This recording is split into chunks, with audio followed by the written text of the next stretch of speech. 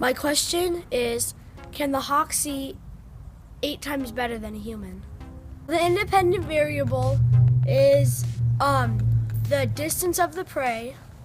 The dependent variable is the hawk's vision, and the controlled variable are the construction of the like steaks and also the size of the meat.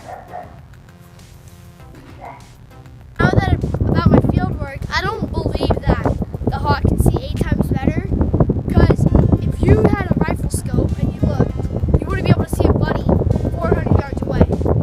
So that means, like, and if a hawk would do that, his eyes would have to be about that big, which isn't true, and they're not designed to see that. So my hypothesis is that he can see maybe to that 200, the last one, which is 200 yards.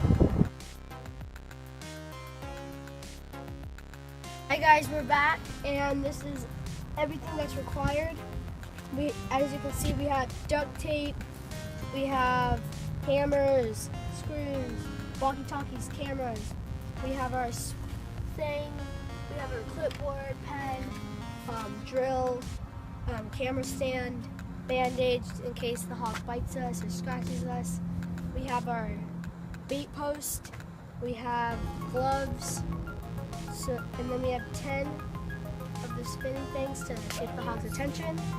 We need a sporn, reflector, which we don't need. So the first thing we did was we drew out the steak right here, and then we went.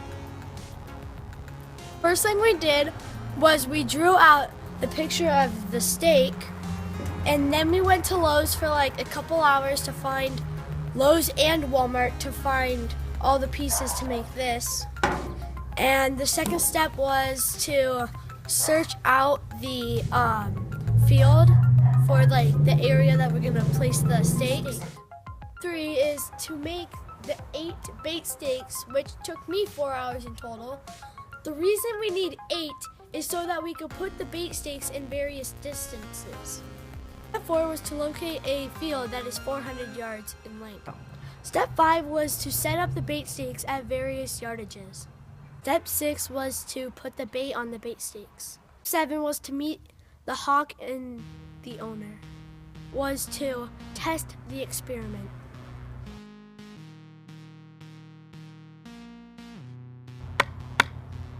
Hi, we're here again, and we have our bait steak.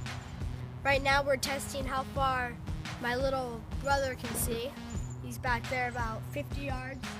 That's where he put it. That's the last spot you can see. And there's a theory that any raptor / hawk can see 8 times better than a human, which means that they can see 400 yards, which means they could see this past those houses down at the end.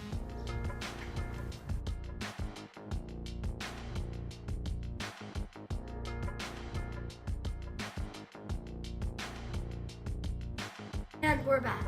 So now we have our prototype 1 finished. Well, almost. We still need those flags back there. But we got our feedback from Mark, and he said, or the hawk owner, he said he needed a perch instead of the cork plate. He wanted a perch. So we got this from Lowe's this morning, and it was off 8 foot, but it's only a foot now. So that's what it's gonna look like. And this one is gonna look like this. And then we also need a nail here, right there, to stick the food in. So right as we got here, my little brother saw a hawk back there dive bombing a little bird, and we were a little worried about this at first, but not really, because hopefully it doesn't mess Dexter up, the female hawk, Harris hawk that we have out here. So hopefully she doesn't go after like one prey, because usually they hunt here. So hopefully she sees the bait and goes after it. There's a rangefinder for golf right here, and we shot it down that way, and it's about, which means that in theory a bird's vision is 8 times better than humans, which my little brother, he can only see the strawberry/meat from only 50 yards away, which means the hawk can see all the way to that building that's getting built down there. So we're probably gonna set it up, not as far, but back a ways. Hi. Hi, Mark. Donovan. Hey, Donovan. What's up, Mark? Bill? See you. Nice to meet you. Yep. My wife, Laura. Hello, Laura. And from my hypothesis, like you guys have already heard, is 250 or more than that, like maybe 250 to 300. But Mark thinks he could actually see further. Well, the farthest stake you've told me is 200 yards. I know I've been standing in this area and had him chase running rabbits that were further than that, maybe another 100 yards further. And if I want to call him back, of course that could be sound. He hears me, he'll come back to my glove typically. So see what happens, I guess. All right. You want to go? So we took the windwheel, the spinners off because we probably thought it was motorized, and I'm not talking as loud because we don't want to scare Dexter. So. All right, here he comes.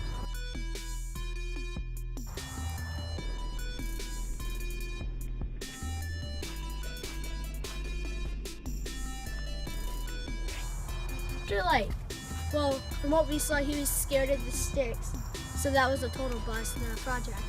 Then we went hunting. We caught 2 rabbits. One made it, one sadly didn't. And I was wondering, Mark, if you think if someone set it up differently, if they could do the experiment. I think so. I was surprised to find out that Dexter is afraid of children. I think he's afraid of pinwheels, or what do we call it? He's afraid of sticks or unusual structures. He was just at edge all night tonight. And the fact that he sat so comfortably on your dad, who's a stranger to him, and not you, and then worse yet, Benji, the smaller they got, the more afraid he was of the children. So I think if the bird was comfortable with the subjects running the experiment, and you trained him that he wasn't afraid of these things, he was used to them, and you can do that in falconry, it would have been differently. I think it could have worked, yeah. It could have worked.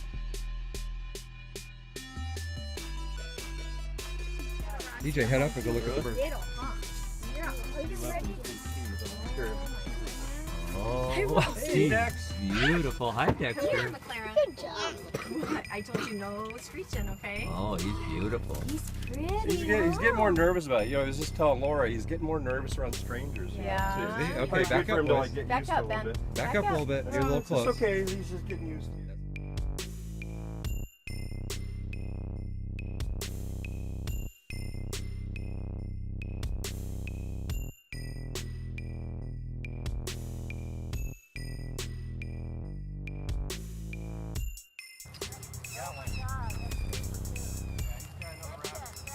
Hey honey, I need some more meat. I don't have.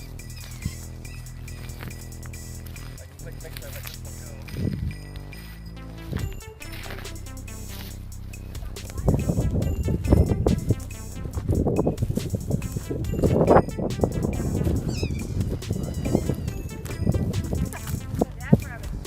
one go. Boy, aren't you something? I didn't see that rabbit. And Dexter just caught a bunny, which is amazing.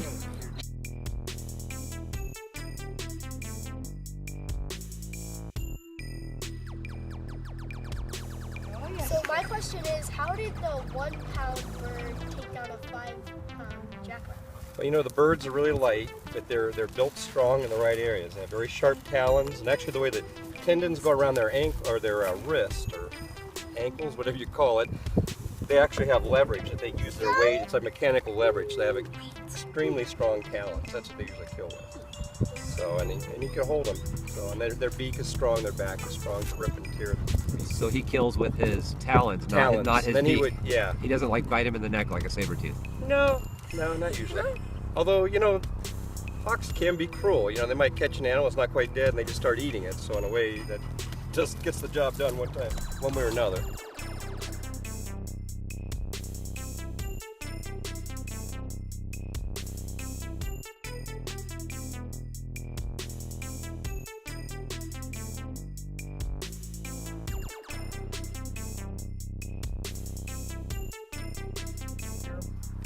And when it comes to hawks, fear trumps hunger in hunting. They don't want to hunt if they're a little worried about their safety, some unusual surroundings. That's the disadvantage of having an animal in experiment. They don't always do what you want them to do. Child, the more afraid he is. Right? Because he's like, hey, who are these little guys? Hey, Roxy, no.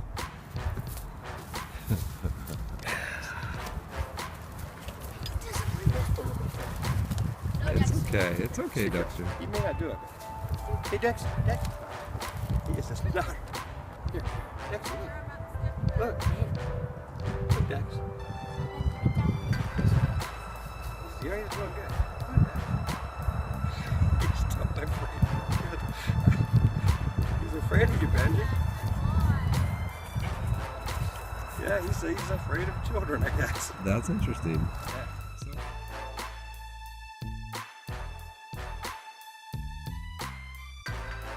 So earlier you said that the dog and Dexter grew up together. So I was wondering if there were like any funny stories. Yeah, you don't want to think about it, but they're both pretty playful as puppies. You know, Roxy would come out and put her nose right in Dexter, and Dexter'd be like, he would grab her toy and fly with it and take it up to a shelf or a bookcase and kind of like dangle it and watch the dog. And Roxy would be mad, and he'd drop it, and she'd grab it again, and he'd just fly with it just out of her reach, and he'd make this like duck quacking noise. Remember, Laura? Like, wah, wah, wah, like he was just taunting her or something. Here, Laura, why don't you do this? And maybe you can start. The other thing is when they're hunting, and suddenly if you just start feeding them, they realize, well, okay, the hunting's over. We're just going to get fed now. Hey, Dex.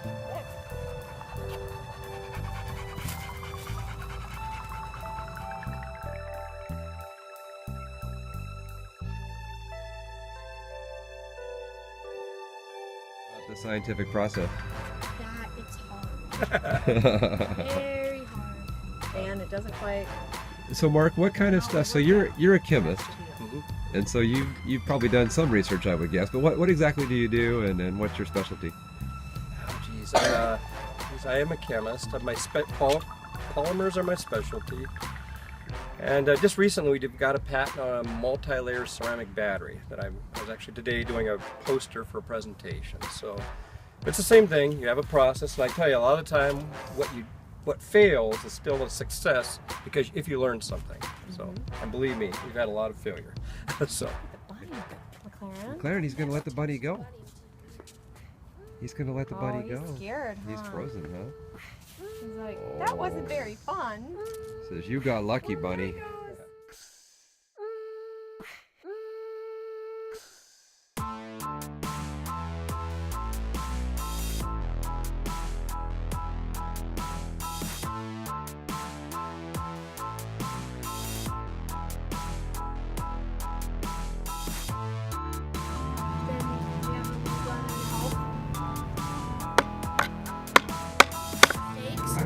And then the third step was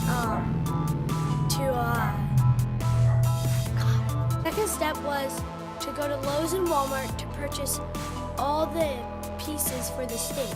Set up the bait stakes at various distances. Step 5 was to